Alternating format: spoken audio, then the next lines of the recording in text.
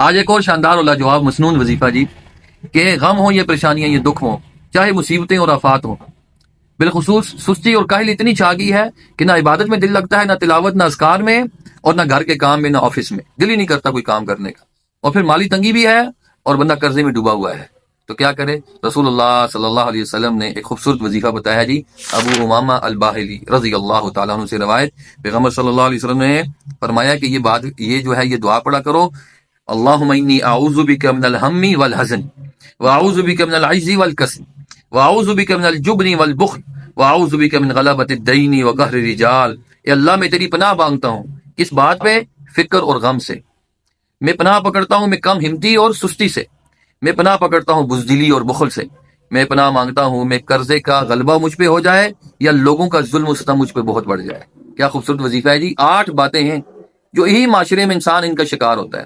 ٹھیک ہے، نمبر 1، اللہم انی اعوذ بک من الہم والحزن، اے اللہ میں تیری پناہ میں آتا ہوں اس بات سے کہ میں انتہائی پریشان رہوں، یہ تفکرات اور ٹینشن مجھے لاحق ہو جائے۔ ٹینشن کا ہر بندہ جو ہے وہ مریض ہو چکا ہے، تو یہ دعا پڑھیں، آپ کو ٹینشن دور ہو جائے گی۔ دوسری بات، واعوذ بک من العجز والکسل، اللہ میں پناہ مانگتا ہوں میں کم ہمت ہو جاؤں، کام کرنے کا جی نہیں کرتا، ٹھیک ہے نا، سست پڑ گیا ہوں، یہ سے بھی پناہ مانگی گئی ہے۔ واعوذ بک من الجبن والبخل، اور اللہ تعالیٰ میں پناہ مانگتا ہوں کہ بزدلی سے، کہ بزدل ہو جاؤ اور کنجوس ہو جاؤ، یہ بہت بڑی بیماری ہے۔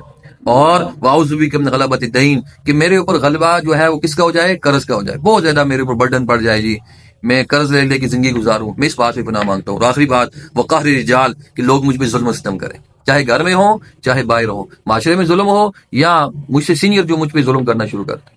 تو بہت خوبصورت دعا ہے جی، یہ ہر ایک کو پڑھنا چاہیے، گھر میں بھی، آفس میں بھی، سرکاری ملازم ہوں، پرائیویٹ ہوں، کوئی بھی بندے ہونا، ان دعاؤں کو ضرور پڑھنا چاہیے، اور اس کے بہت زیادہ فوائد ہیں۔